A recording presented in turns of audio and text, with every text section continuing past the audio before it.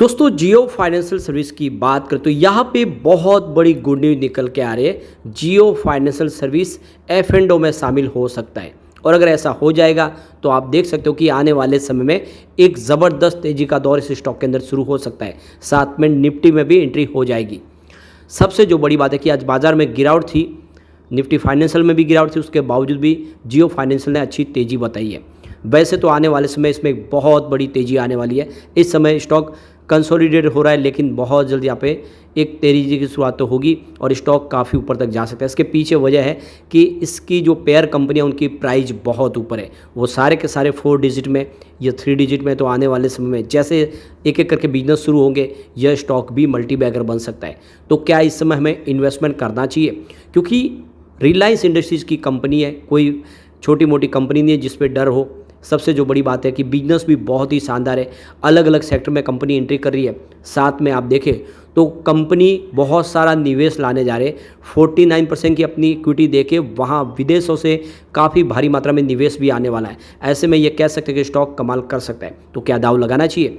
कुछ जो बड़ी डील हुई है वो क्या इशारा करे उसको भी समझेंगे इस वीडियो के माध्यम से। लेकिन फ्रेंड, उससे पहले अगर आप पहली बार हमारे चैनल पे आए तो चैनल को सब्सक्राइब कर दीजिए, एक बेल आइकॉन दबा दीजिए ताकि जब भी नया वीडियो बने पहला नोटिफिकेशन आपको मिले। वीडियो पसंद आए तो लाइक से जरूर कीजिए।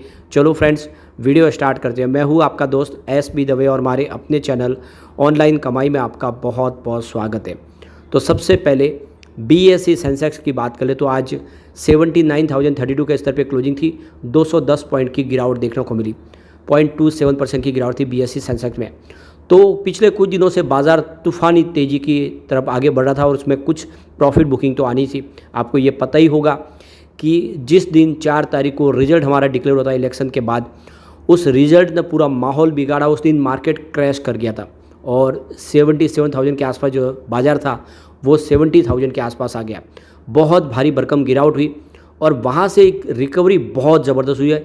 उस लेवल से तो बाजार ने फिर एक ऑल टाइम हाई बना दिया। मतलब कम समय में 9,000 पॉइंट की भारी तेज़ी देखने को मिली और ऐसे में कुछ प्रॉफिट बुकिंग तो आएगी। निफ्टी फाइनेंशियल सर्विस में काफ़ी बड़ी गिरावट थी। आज 23,420 के स्तर पे 204 पॉइंट की गिरावट थी, यानी 0.87% गिरा निफ्टी फाइनेंशियल सर्विस, या यूँ कह सकते हैं लगभग 1% के आसपास की गिरावट थी। और इसी वजह से बड़ी गुड न्यूज़ के बावजूद भी जियो फाइनेंशियल में बड़ी तेज़ी नहीं बनी, वरना आज जियो फाइनेंशियल का दिन था, काफ़ी शानदार तेज़ी बन सकती थी। तो स्टॉक की शुरुआत तो पॉजिटिव हुई 357 पर, क्लोजिंग थी कल की 353 के आसपास। इंट्राडे में 362 का इसने ज़बरदस्त हाई भी बनाया, लेकिन जिस तरह से बाजार संभल नहीं पाए इसमें भी ऊपर के लेवल से कुछ दबाव देखने को मिला और 355 का इसने लो बनाया। पूरे दिन में गिरावट तो बिल्कुल नहीं हुई। अंत में क्लोजिंग 357 पर रही, जहाँ पे 1.23% की तेज़ी देखने को मिली। अब वॉल्यूम देख सकते हो लगभग एक जैसा ही है। पिछले एक महीने पहले इसका 3 करोड़ का वॉल्यूम था, 1 करोड़ की डिलीवरी उठाई गई थी। 1 वीक पहले 2 करोड़ का वॉल्यूम हुआ, 1 करोड़ की डिलीवरी उठाई गई।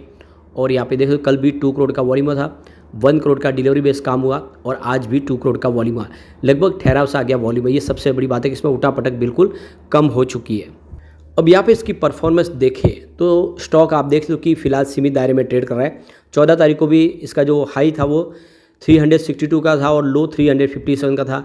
बिल्कुल वही सिनेरियो आज बना, 357 का लो बना और हाई 362 का बना।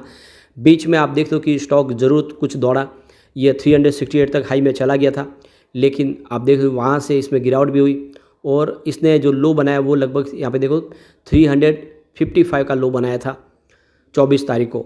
तो वहाँ से अब देखें तो निचले लेवल से कुछ रिकवरी भी हुई है और एक बड़ी तेज़ी के लिए स्टॉक तैयार हो रहा है। अब यहाँ पे जो बड़ी अपडेट निकल के आ रही है, F&O में सेबी ने रूल्स में बदलाव करने का फैसला कर लिया है, जिसका फ़ायदा जियो फाइनेंशियल और जोमेटो को हो सकता है, जो निफ्टी 50 में एंट्री कर सकते हैं।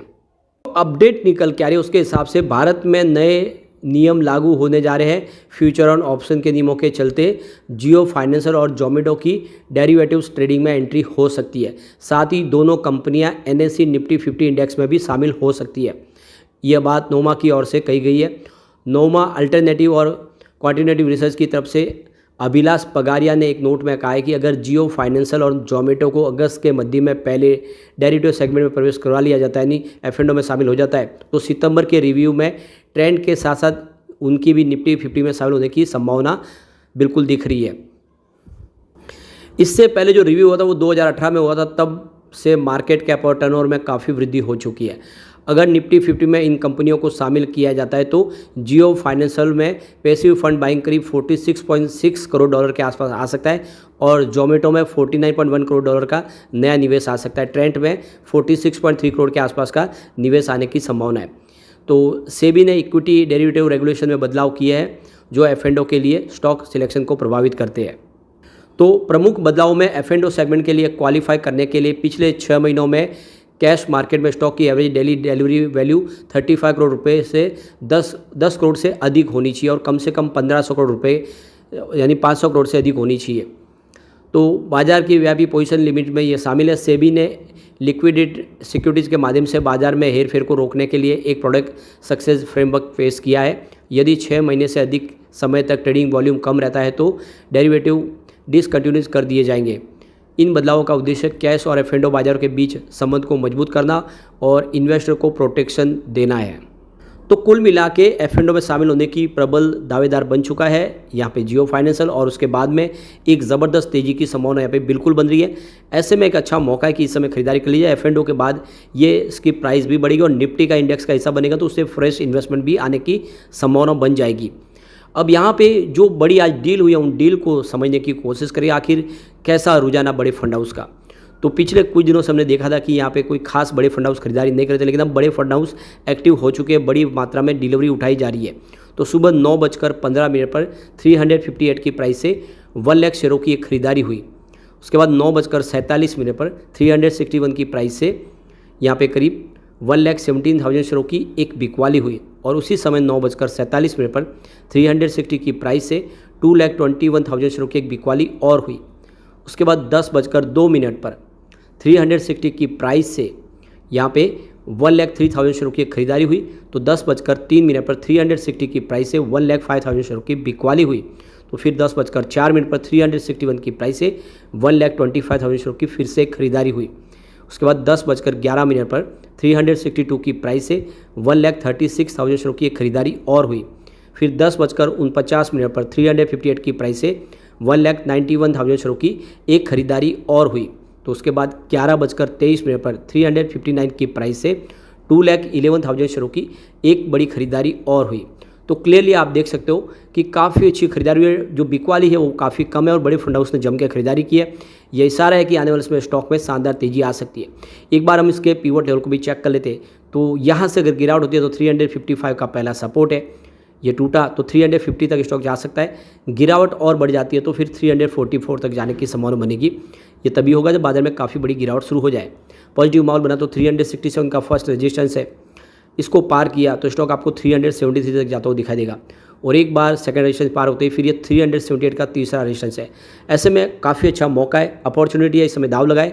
आने वाले समय जियो फाइनेंशियल आपको ज़बरदस्त रिटर्न दे सकता है। लेकिन फ्रेंड, कोई भी इन्वेस्टमेंट करने से पहले अपने फाइनेंशियल एडवाइजर्स बारे में ले ले या अपना खुद का रिसर्च करें, क्योंकि मैंने वीडियो आपके एजुकेशनल पर्पज़ के लिए ही बनाया। वीडियो पसंद आए तो लाइक से जरूर कीजिए और चैनल को सब्सक्राइब कर दीजिए। Thank you friends.